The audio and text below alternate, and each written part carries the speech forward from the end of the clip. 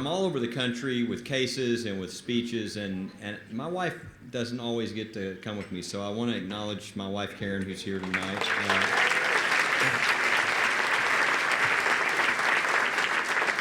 And I've just got to say, I mean, I'm so impressed with Andrew and what this group is doing. Really, he's an incredibly capable leader, and it's obvious by the growth and the success. But I mean, I think about us and the cases we do across the country, and we have a lot of them. There's not a single group in any state that we've had more cases with and quick success than here in Massachusetts with the Massachusetts Family Institute.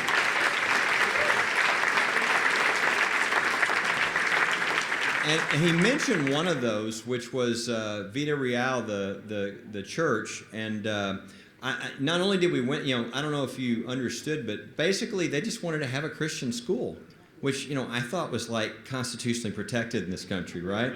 But not in Somerville, because they said this in writing, which was just priceless, that we can't imagine how somebody with your religious beliefs can have a religious school. We went, oh, that might make really good evidence for a religious freedom discrimination case. And so anyway, but I really am thankful for pastors who are willing to stand up. And so I know they're here tonight, so I hope that Pastor Luis Morales and Christian Cole from that church who did stand up, will you stand up so we can thank you for...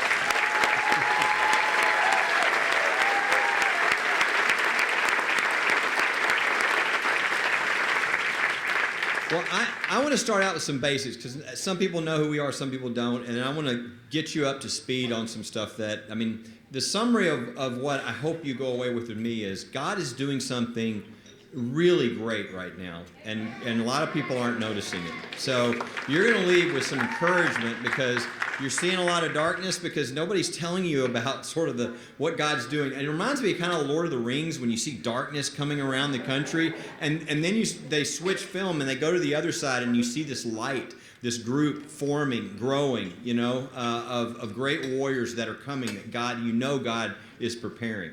God's doing that right now. So let me start with the base, though. What is First Liberty? First Liberty is the largest nonprofit legal group in the country that all we do is religious freedom. So if you're Gabriela Perez and you're a 5-year-old girl and you're caught praying over your meal and told, quote, it's not good to pray at school, and you're a poor family and you live outside of Orlando, what do? I mean, you can't pull out a couple $100,000 and hire, some lawyers to go fight. So we come in, we bring the best litigators in the country, they all donate their time, so that when we win the case for Gabriela, which we did, we don't just win for Gabriela, we set a precedent that protects all of our kids and our grandkids.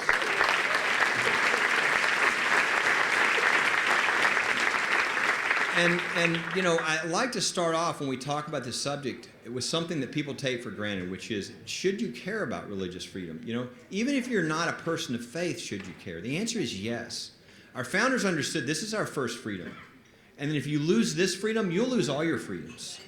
And I've seen this. I have these people all the time come up to me from other countries, from, you name the Eastern European country, as I'm speaking, and they say, look, I'm not a believer like you. I'm not a religious person. But I think that what you're doing is the most important thing anybody's doing in this country. And I'm thinking of a guy in particular right now from Czechoslovakia. His name was Peter. He handed me a check for $5,000, and he said, I'm going to be supporting you from now on. Every 2 or 3 months, I get a check from Peter. He's not a believer. He just wants his freedom. And Christians don't get it either, I find. What I find is they typically think, yeah, I want religious freedom. I want to be able to do what I want to do. It's like, that's such a small view. I don't know how many of you have read the book Live Not by Lies by Rod Dreher, where he kind of interviews all these people from the communist countries and talks about what happens and what to do. But one of the interesting things, if you read it, is, and you see the history of each of these countries, is in every country, when the Marxism, when the communism, when the totalitarianism comes in, the first thing that has to go are the churches. Okay? They go into the USSR, the first thing they do is murder all the priests. Because this is a competitive, authoritative structure on what is right, what is good, what is true. And they can't allow that.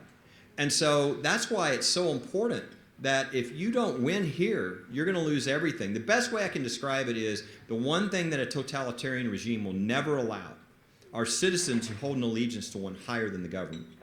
So whenever you see that type of oppressive regime come in, you'll see the first flashpoint will always be religious freedom. And if you lose there, you'll lose everything else. So that being the case, how are we doing? Well, I probably don't have to convince you. We're in a war right now over religious freedom, right? We had, 2 years ago, we had 331 cases. Last year, we had 898. So, the attacks are proliferating, right, all over the country. And it's stuff we didn't used to have to worry about, right? Like attacks on churches and synagogues. I just mentioned we've had a number of cases here in Massachusetts with, churches. Now, we've won them all, but we're having to fight these things. Think of, as a great example, think of during COVID. What happened when you gave all these mayors, governors, county commissioners, all these people who have never had power, this great power? What was the flashpoint? What was the constitutional battle? It was religious freedom. It was, you could go to the liquor store, you could go to Home Depot, you could go to Walmart, but you couldn't go to the church for an hour. Now, there's no science for that, right? The coronavirus is safe when you walk next to each other down the Walmart, but if you're socially distanced in a church with plenty of room, it's dangerous there. It's clear what's going on. And so we knew this was going to be an issue, a very difficult win, because there was no precedent in the history of our country about the First Amendment and religious freedoms during a pandemic. And think about, we knew, you go into court, you got a federal judge. On one side is a governor saying, hey, I'm trying to save, 10 million people's lives. And on the other side, you've got a pastor saying, hey, we just want to open for an hour on Sunday. That's a heavy lift. And so we knew how difficult that would be. So we prayed and waited. And we probably had 800 requests for just all discrimination going on across our country. And then finally, we got a call from On Fire Christian Church. I think I've even got a picture of their service I'm going to talk about. And they just wanted to have Easter together. And they wanted to be safe. So they came up with the idea of, we'll just drive in our cars into the church parking lot. We'll let the minister speak over the radio frequency into our cars. And I'm no CDC expert, but of course I don't know that the CDC is much of an expert either these days. But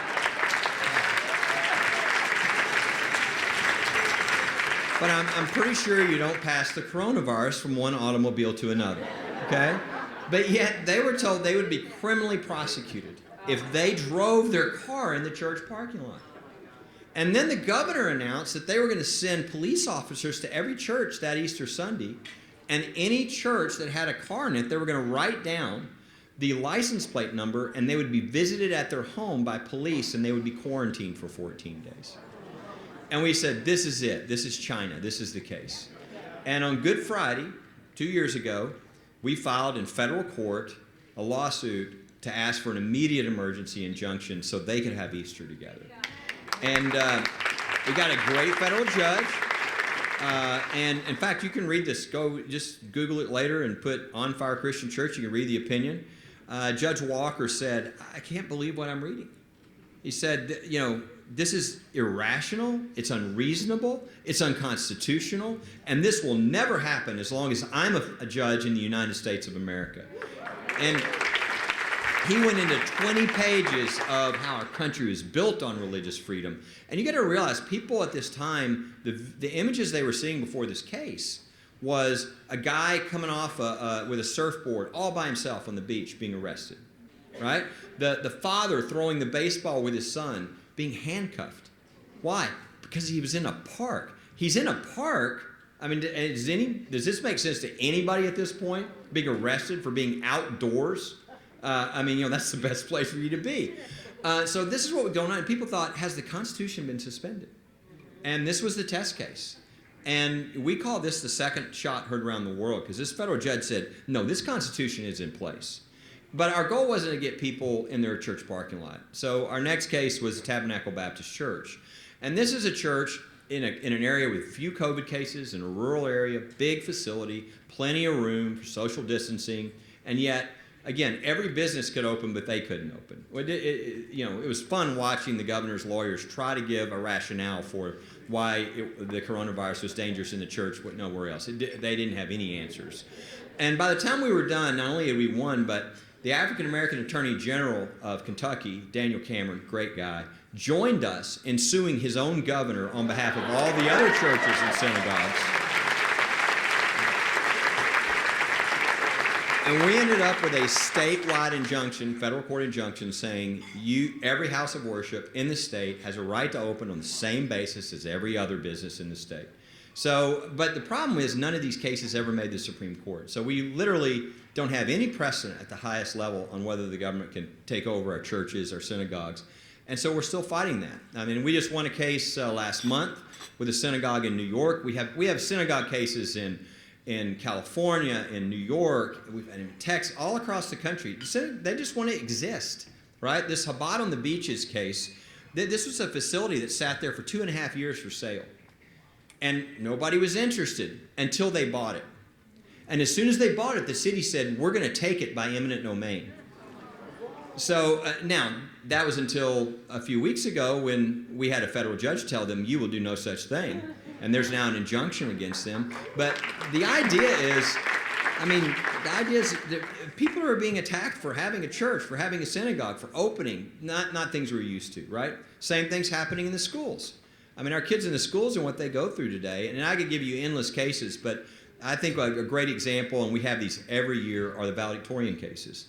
And so take the Elizabeth Turner's case. This is just typical. She was the valedictorian.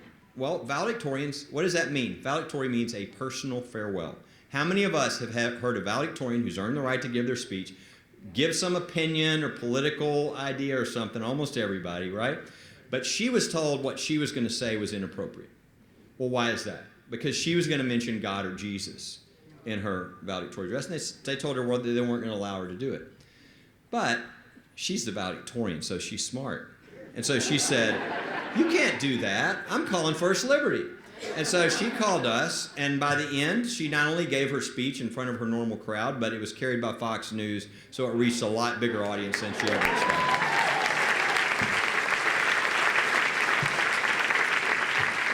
And so they say, hey, we just take this religion stuff out of the public schools, and we'll leave you alone. Right. So I think a great example of this, about how they don't do that, is Cambridge Christian Schools. This is a case that's now going to the Federal Court of Appeals. In the state championship football game in Florida, 2 Christian schools were told by the Florida High School Athletic Association they were not allowed to have a prayer before their championship football game. Why? Because you're going to use a government microphone. Well, I had no idea that if you say Jesus over a government microphone, there's like a nuclear explosion. By the way, this stadium, the Citrus Bowl, is where 40 years ago Billy Graham had a revival. So Billy Graham can have a revival, but 2 teams can't have a prayer before their game, 2 Christian schools. One of the things I love about this case is there's a governor of that state that's fairly conservative and likes the Constitution. And so the Florida Department of Education filed a brief in the case on our side against the Florida High School Athletic Association. So we'll see what happens at the Federal Court of Appeals. I feel pretty good about that. And even attacks, so it's not just attacks on schools, on houses of worship, attacks on people just trying to run their business. And there are some huge cases happening right now in that. In fact, one of the ones you probably are aware of, and we just filed in the Supreme Court about 5 weeks ago, is sweet cakes. This case has been going for 10 years. This is a couple that started a bakery, wanted to pass it down to their kids in Oregon. That was mistake 1, being in Oregon, right?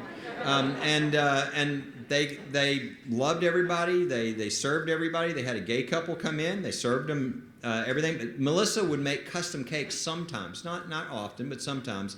But she would always have a biblical reference and things on there. And then she had this same-sex couple come. And by the way, when they came, it was not legal in Oregon to be married, same-sex couple. But they said, we want you to do a same-sex wedding cake. And she said, I'm sorry I can't because of my faith and what I believe, but I'll refer you to somebody who'll do a great job for you. Next thing they knew, the state of Oregon was coming after them. They were fined $135,000. Their business was bankrupted. They were ordered not to speak publicly their beliefs about marriage. And so this is their story. I've got just a few-minute video you can watch that we just went out to them just a few weeks ago. Melissa loves creating custom cakes. She loves serving people even more. Of course, I want to do my baked goods and cupcakes and cakes and all the sweets. A place where anybody can come and sit down and, feel welcomed, and I want to get to know everybody. But 10 years ago, a cake they could not make brought Aaron and Melissa Klein's thriving family business to a painful end. We were asked to do a same-sex wedding cake, and we politely declined to do so because of our faith. We try to live by the Bible. We try to live by God's Word, do everything that it says in it. And in this situation, marriage has always been between a man and a woman for us. Now the customers went elsewhere and got their cake, and that should have been the end of the story. But a hostile state agency set out to destroy Aaron and Melissa's business. It was super shocking to be hit with a $135,000 damage award. There was nothing more frustrating than watching a state government operate in the way in which Oregon operates, and that is the government becomes untouchable. The government becomes all-powerful.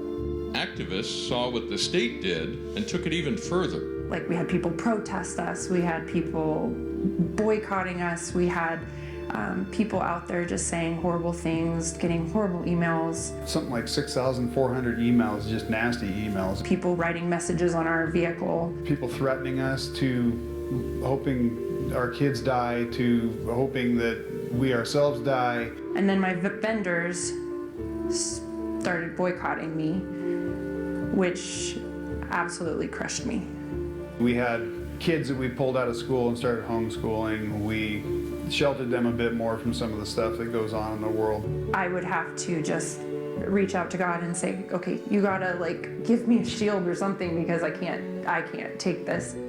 We are looking for a full victory for Aaron and Melissa Klein at the United States Supreme Court. First Liberty Institute stepped in to help the Kleins.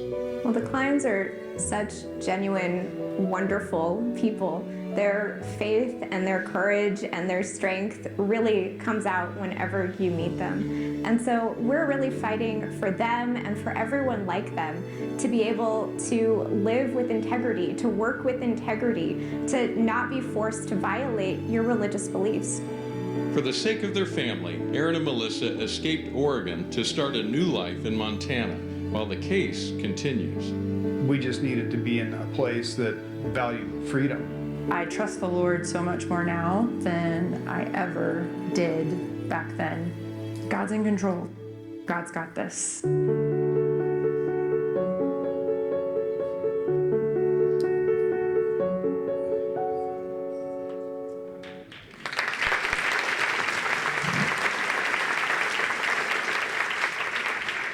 Why would Aaron and Melissa fight for 10 years in this case and all they've been through? It's not for them. It's because they know that millions of Christian families who want to run their business according to their faith are depending upon them. And this thing is now sitting at the Supreme Court. It's set up beautifully. Really pray for this case. It's a really important case that we've got to win. We've got to get one of these cases taken and win and solve this issue that's happening around the country to people who are trying to run their business with integrity, by their faith, all over the country. So really lift them up in your prayers and lift this case up. But it's not just people running their business. It's the woke corporations crushing people of faith who are working at the businesses. And we have tons of these cases now because this is one of the most important battles that we have going right now. If people, can't have their faith and their paycheck, we've got problems. And so probably the best example of this is the Alaska Airlines case. And this is, we have Marley and Lacey. I don't know if you've probably heard of the Equality Act. If you haven't, it's one of the most extreme pieces of legislation being attempted in Congress. It'll never pass. It's too extreme. But what it says is, in every situation where there's any LGBT issue, you go into the federal law and you strip out all the religious freedom defenses, and you can't have any religious freedom defense.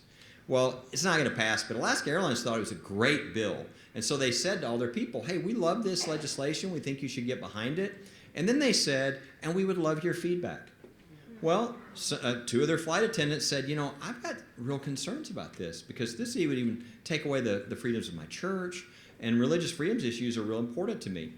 So what did they do? Well, they fired them. So we want your feedback, but if it's Christian feedback, you're fired.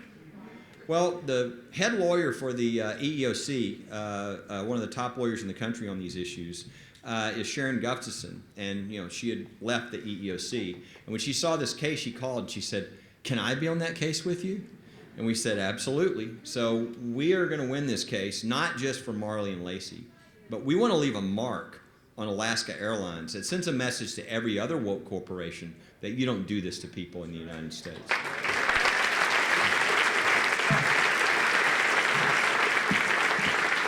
And then it's not just attacks in the workplace and schools and churches and it's attacks in the military. We've had to form a whole division just for protecting people in our military. Probably the most well-known case, of course, in the country right now is the Navy SEALs case.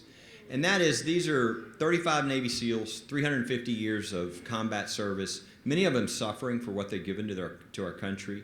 And again, this is not about whether you're for or against the vaccine. There's a federal law that says when somebody in the military says, "Hey, you're asking me to do something that I can't do with regard to my faith, I need an accommodation." And in this case, they all had different religious beliefs, but they all had objections to the vaccine. And they said, "I'll mask up, I'll do whatever you say, I just can't do what you're asking me to do here, I'd like an accommodation." The government is supposed to it's required to go through a process to figure out if they can accommodate, and there's a bunch of steps to this. Instead, what they did is, for asking, they immediately started to punish them. Like one of them was on his way to his PTSD appointment because of the service he'd given our country. They called the doctor and they said, "Don't see him." Okay? They've taken away the medical coverage for their disabled children. They're taking away their pensions. And this is not just these 35 Navy SEALs. They're doing this across the board. If they get their way, there'll be over 50,000 military families, when you consider the reserves, that will be separated, thrown out of the military. This is incredibly dangerous, what they're trying to do. I was just talking with Jerry Boykin a month or two ago, and if you don't, Jerry Boykin was head of Delta Force, head of Green Beret, and this is an American hero. And he said to me, "Kelly," said, "this is more serious than you understand." He said, most people in the military are third, fourth, fifth, sixth generation. He said, "And you know what people are telling their kids right now?" I said, "No." He said, "They're telling them, don't go in the military because I can't trust what they're going to try to force you to do now." And he said, "This is going to destroy our military." And if you've seen the numbers, right, the Army recruitment numbers, what's to stay even? They hit their level of 40%. Okay, and so this is really important. So it's important we win these cases. The good news is we filed in federal court. We immediately showed that they were engaged in fraud. Our military, this is disgraceful.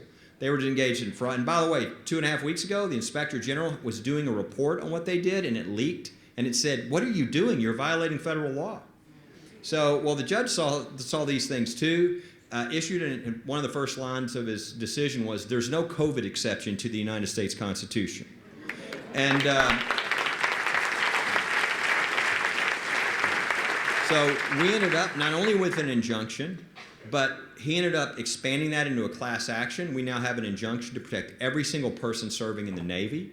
There's another injunction that came soon after protecting every single person serving in the Air Force. Now, Liberty Counsel has an injunction protecting every single person in the Marines. So we are winning, but we are still fighting, and this is a really important case. I would just encourage you, really pray. This affects so many people in our military, and what they're going through right now is really disgraceful.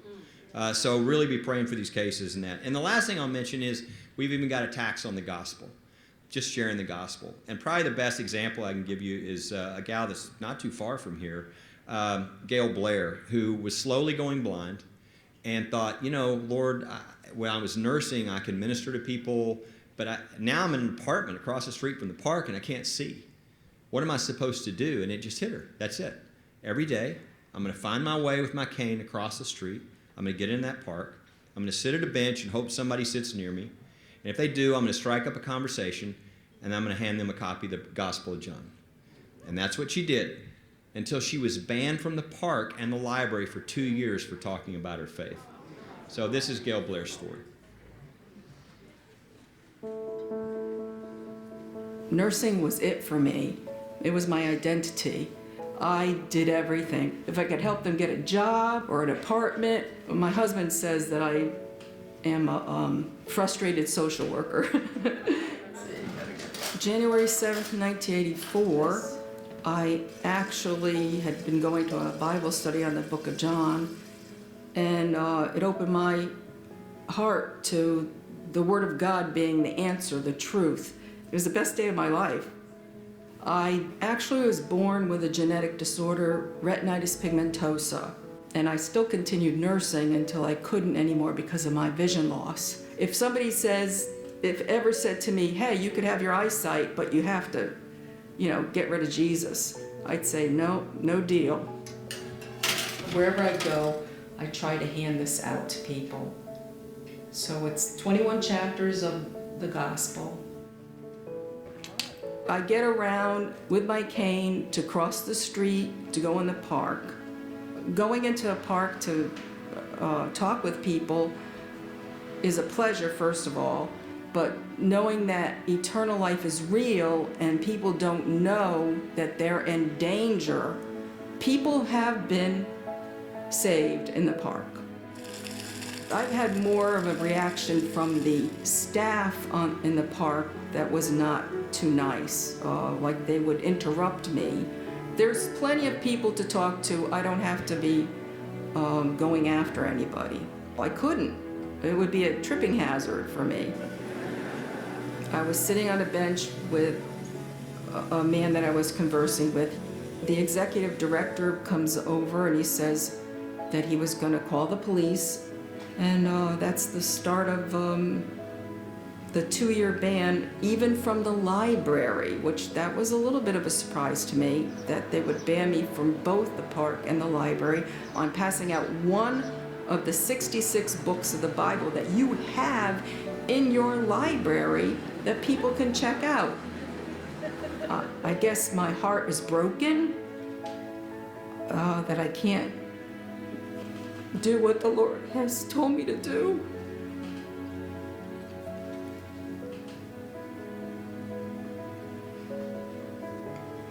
So if you want to say that I think about daily the lost souls.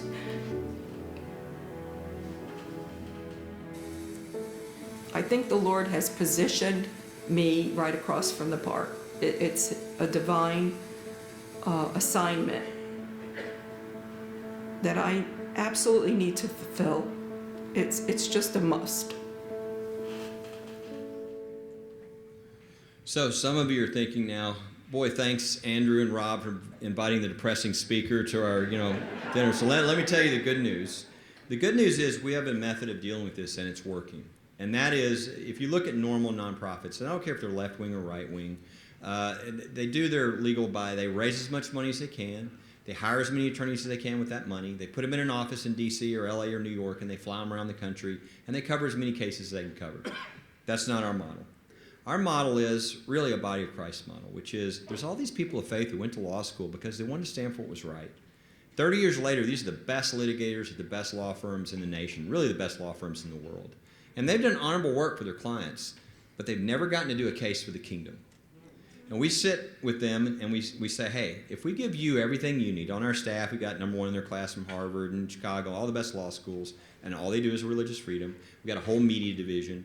We'll bring you everything you need. If we give you everything you need, will you bring yourself and your firm on one of these cases? And they're like, I've been waiting 35 years, sign me up.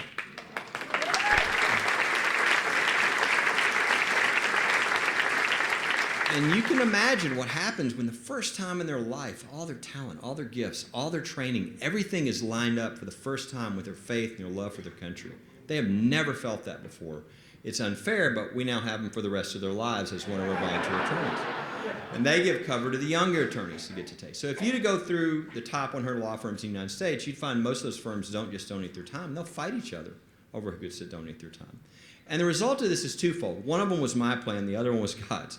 My plan was I thought we can get a lot more bang for our buck this way, and we can serve these attorneys too. And sure enough, average case, every 10,000 we spend, we get 60,000 donated. We leverage the resources at 6 to 1. But what I didn't count on was the win-loss ratio. And that is, if you look at legal nonprofits, they're created to fight big problems, big things, industry, government, something. So if they win 40% of their cases, they're doing pretty good. Our win rate now, every single year, 23 years in a row, has been above 90%.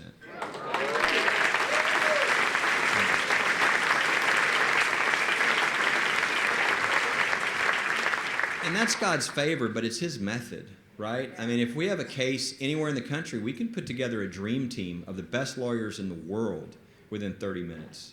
And they live in those communities. When they go into court and look at the judge, they were in first grade together and lost a tooth together. So, with the best lawyers, live in those communities. The ACLU guy is flying in from New York City. He's playing an away game. So we should win. The law's on our side. And normally that's where I'd stop. But then something started to happen about 5 years ago where I started saying in public, I really feel like God is doing something dramatic and we might be able to change the future of the country. And about 2 years ago, I changed that because we are changing the future of the country. Well, what do I mean? Well, it really started with the judges. 5 years ago, we're nonpartisan, so whoever's elected, we're going to push religious freedom. And we were preparing for a Hillary Clinton presidency and how we were going to push religious freedom, and then this Donald Trump guy won. And we said, okay, we got to reanalyze everything. What is the best way to promote religious freedom? We immediately saw 132 judicial seats sitting open. These are lifetime appointments. That's affecting the future. And we just felt God calling us to create the best vetting division in the country where we knew every single thing about all the judges so that at least good choices would be made. And that's what we did. And 234 judges later, I mean, you talk about change. That's changed. Now, let me show you. There's no way I can go through all 234, but I just want to give you a feel for this because it has results I want to tell you about that you're going to be encouraged by. There's a picture I think we have of two judges, of one guy holding up his hand being sworn in. And, that's strong believer, biblical believer, who's top of his class, who then goes to Baker Botts, one of the big national law firms. After 7 years, he says, I want to do something more significant. So where does he go? He goes to work as a federal prosecutor putting away terrorists. Wins an award for convicting terrorists. And then Eric Holder comes in, pulls him off of that work to work on social justice issues. And he's like, that's not why I came here. So he left. Well, where did he go? He came to work at First Liberty as one of our attorneys. Okay? And at age 38, he was tapped to be a federal judge for the rest of his life. Okay? This is a guy who is brilliant, who would rather die than ever turn from the Constitution or his faith. And when my grandchildren's children go into court, this is going to be their judge. That's changing the future, okay? That's just one guy. Who was the guy swearing him in? Jim Ho, probably one of the smartest lawyers in the country, probably will end up on the Supreme Court. He's at the Federal Court of Appeals now, leaving incredible decisions. And you might have heard just a week and a half ago, he gave a speech where he stood up at the Federal Society and he said, you can't do law if you can't have both sides express themselves and have the interaction. And we have to teach the young lawyers that you have to respect and listen to the other side before you give. And he then went into what was happening at Yale Law School, where they were canceling speakers, where they weren't punishing the students for doing these things. And he then said, I'm making an announcement that from this day forward, I will accept no more Yale Law student graduates until this is corrected. And I'm asking other federal judges to do the same. You start putting people like this on the court, it starts changing what's coming out of the court. And so we just had 2 big Supreme Court victories. And again, you want to know, this is a sign from God. There's 8,000 requests a year at the Supreme Court on average. They took 67 cases last year. Okay? The idea that they're going to take 2 of your cases, that's a fool's errand. Never would happen. Okay, they not only took 2 cases, they took and ruled in our favor in 2 cases within 6 days of each other. This is like just only God could do, right? And they're big, but people don't know how big. There's just a huge shift that just occurred. So let's start with Carson. This is the case out of Maine where they said, look, for 100 years, we've allowed people to pick, the parents to pick public or private school, and private school meant you could pick an out-of-state curriculum if you wanted. But then they decided to add something new after 100 years. But from now on, we won't allow the parents to pick schools that teach from a religious perspective. Well, the Supreme Court just said 6-3. You can't do that. That's religious discrimination. And from now on, in every school choice program in the country, whether it's local, statewide, you have to allow parents to choose the religious schools amongst their choices amongst the secular schools. which means Christian schools can come up all over the country. They now have the right to compete for those funds like everyone else. But it's even bigger than that, because if you look at the basis for the decision, it wasn't schools. What they said is, if any government program that provides benefits in a generalized fashion, you cannot exclude on the basis of religion. So think about all the states and locales that might want to help, after Roe v. Wade, help people, with adoption. Can you exclude the religious groups from those programs? No, you cannot. What about if you're trying to do drug rehab? How many federal, state, other programs are there? Can you exclude, Teen Challenge or groups that are coming with a religious? No, you cannot. Think of how broad this means now. In every situation, religious groups can walk into those areas and say, we're going to compete as to who can really change these people's lives. They can't stop them. So that's big, okay? Coach Kennedy, which you heard about. Everybody almost knows now Coach Kennedy won his case. He gets to go back and pray after the game. So much bigger than that, because what's in the decision is a case called Lemon. This is a case that was handed down 1971, same time as Roe v. Wade, where the court said, well, the Establishment Clause, which is about not their establishing a national church and forcing people to support that, is actually so much broader. And they said that it means separation of church and state. It means people who are offended can bring lawsuits against religion, all these other things that they created that wasn't in the Constitution. So our whole lives we've seen attacks on nativity scenes, on menorahs, on, Ten Commandments monuments, you name it, right? And why? Because that's in the Constitution? No, because of Lemon. Well, 3 years ago in the Bladensburg Cross case, we were at the Supreme Court, and this is a cross that was up 100 years, and then they tried to tear it down because the American Humanist Society said, you can't have a cross. And so we went to the Supreme Court, and we said, we now have Kavanaugh, we now have Gorsuch, we might be able to actually get rid of Lemon. And so we argued that. And we won the case 7-2, but more importantly, 5-4, they refused to follow Lemon. It was a crack in the armor of Lemon. And I sat down with the staff and I said, look, this is a big deal, right? But we've got to drag this into the rest of society, our public schools, everywhere else where the hostility to religion. And Lemon's been cited 7,000 times. So this is probably going to take us 10 or 15 years. And so we had the Coach Kennedy case at the Supreme Court. And because there's never been a case at the Supreme Court on the rights of teachers or coaches with regard to their faith, we said, we can't go for get rid of Lemon. It's too dangerous. We've got to win this case. So we did not make that argument. Midway through the oral argument, out of nowhere, Justice Kavanaugh and Gorsuch start saying, I think it's time we get rid of Lemon. I said, yeah, I agree. And our eyes are like big as silver dollar. And then the decision comes down. I'm sitting with Coach Kennedy. He said, do we win? I said, yes, we're reading the opinion. And we go into the opinion, and it says Lemon is over. And the dissent is going crazy. So understand what just happened. 7,000 citations just got overruled. Everywhere crosses went down, the crosses go back up. Where prayer was taken out, prayer goes back in. Okay? Everything just changed.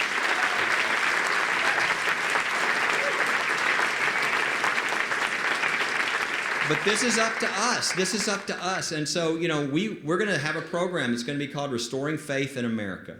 Because it's up to everybody in their own community to go back to their community and say, I want the cross back up. I want the prayer back in. We'll come behind you if you have any problems, but the law is on your side now. And so this is why groups like the Massachusetts Family Institute are so important, because they can be the spearhead for this. They can help people across the state do this. I'm so impressed with this group, and I've never been more excited about what God is doing right now in this arena. This is us going on offense, and they can't stop us. I've been chipping away at bricks on the castle that's been stealing our freedom. God just dynamited a hole through the wall.